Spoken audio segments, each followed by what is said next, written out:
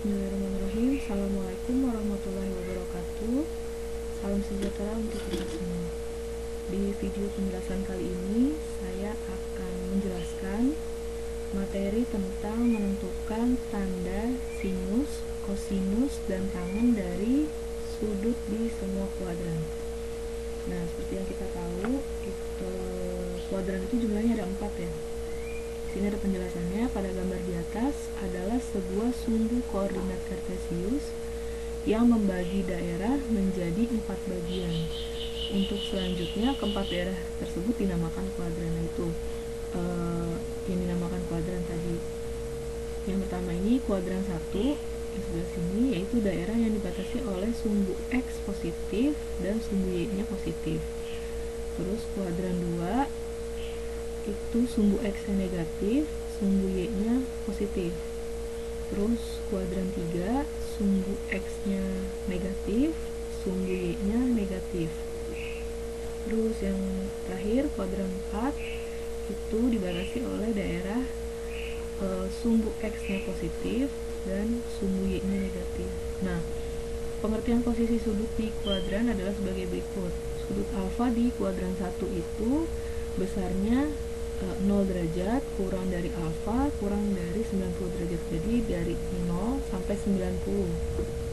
Terus di kuadran 2 itu 90 derajat kurang dari alfa kurang dari 180.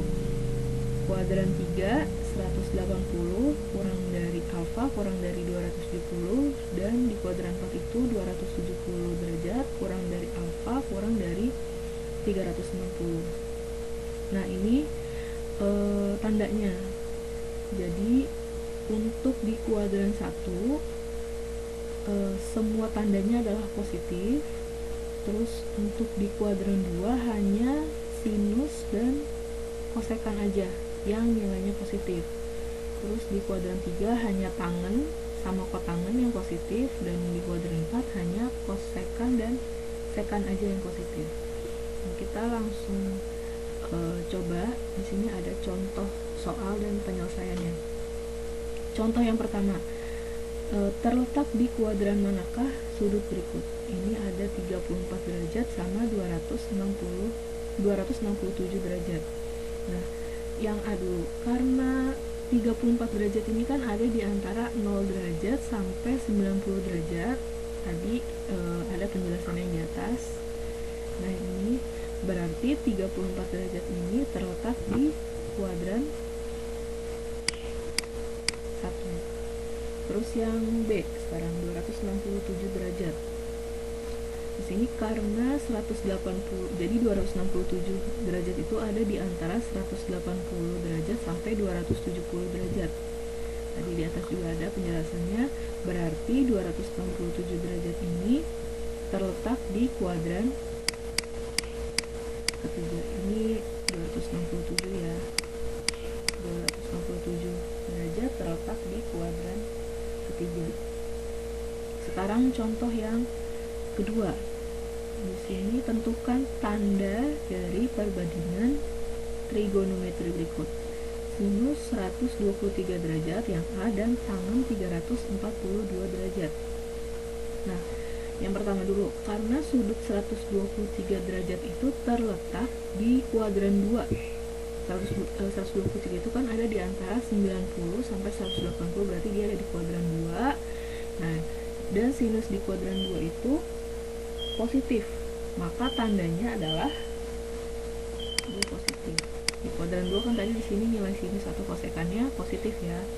Berarti sinus 123 itu nilainya adalah positif, bertanda positif. Terus yang B sekarang, tangen 342. Di sini juga ada karena sudut 342 itu kan terletak di kuadran 4. Di kuadran 4, nah tangen di kuadran 4 adalah nilainya negatif, karena yang di kuadran 4 itu yang positif hanya kosekan sama sekan aja. Berarti tandanya adalah negatif. Ini untuk contoh soal 1 dan contoh soal 2. Saya ada contoh soal lagi, tapi contoh soalnya nggak ada di sini. Contoh soal yang lain. diketahui cos theta, ini anggap aja contoh soal ketiga ya, diketahui cos theta sama dengan negatif 5/13. Terus diketahui juga tangen tetanya positif. Tentukan nilai yang pertama tangen tetanya, terus yang kedua cos theta dikali tangen theta per kosekan theta. Nah ini sudut siku-siku, tetanya boleh di sini, boleh di sini. Saya anggap misalnya tetanya ada di sini ya. Nah, ini tetanya. Nah, seperti yang kita tahu, sin ini harusnya theta ya.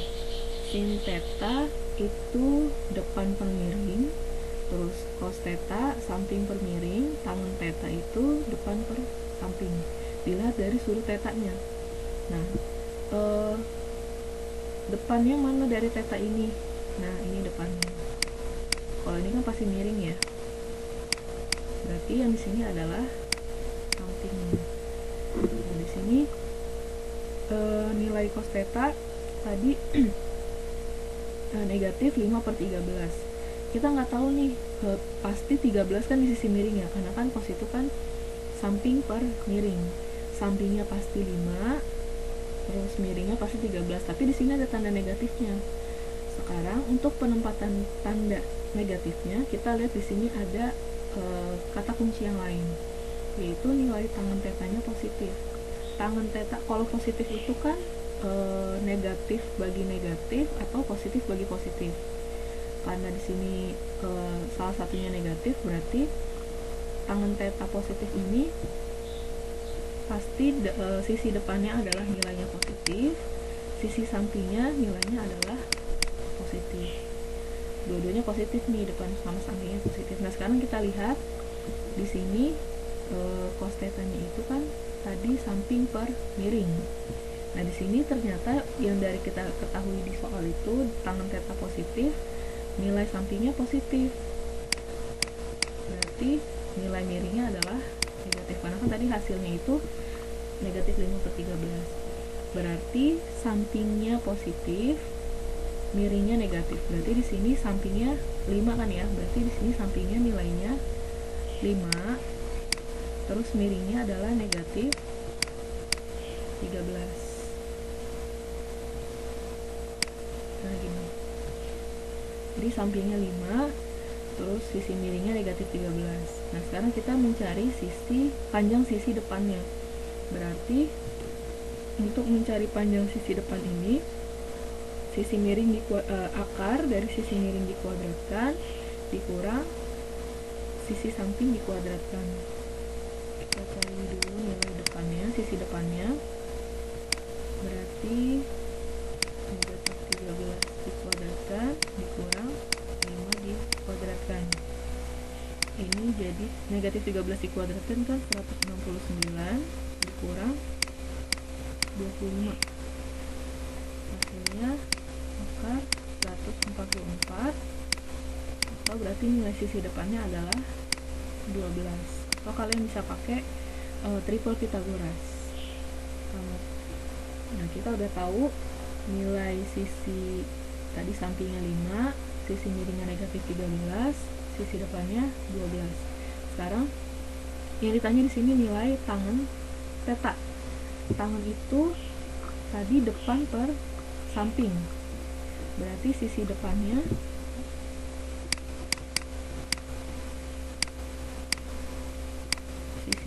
adalah 12, sisi sampingnya adalah 5. Berarti tangen theta adalah 12/5. Nah ini untuk yang A. Sekarang yang B. Yang B ditanya cos theta dikali tangen theta per kosekan theta. Nah kosekan theta ini kalau di materi sebelumnya ya, nilai kosekan theta itu sama aja kayak 1 per sin theta gitu ya. Berarti kita cari dulu nih nilai sin tetanya.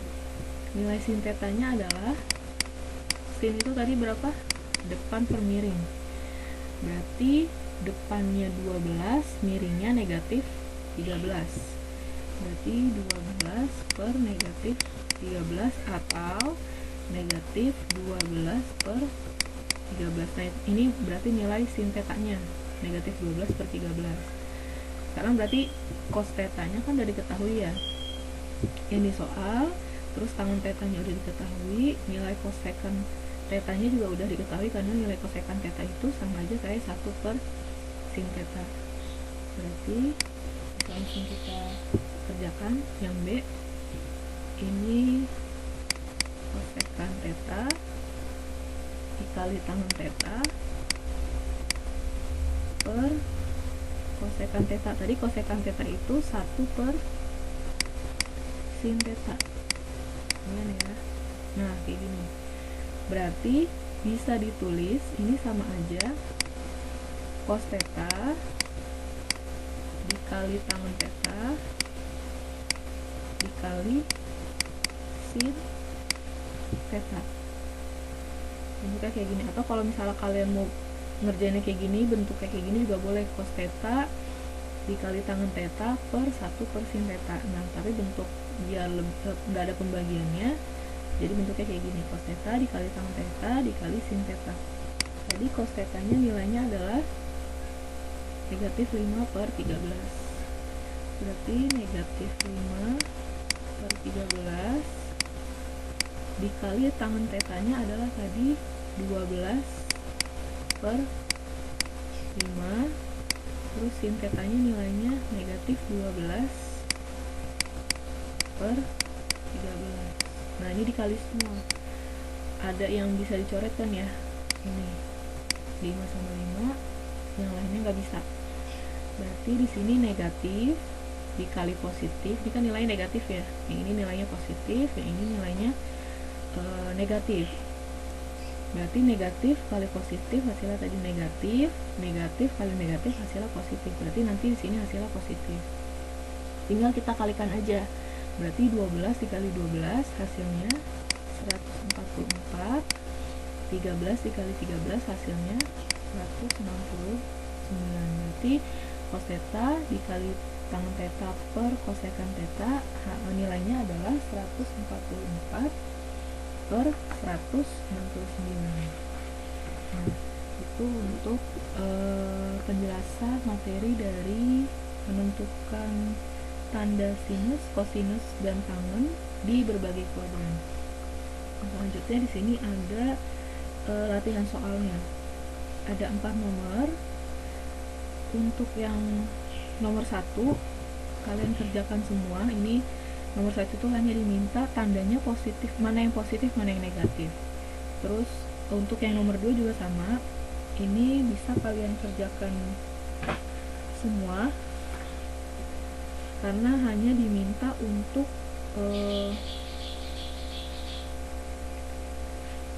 ini aja.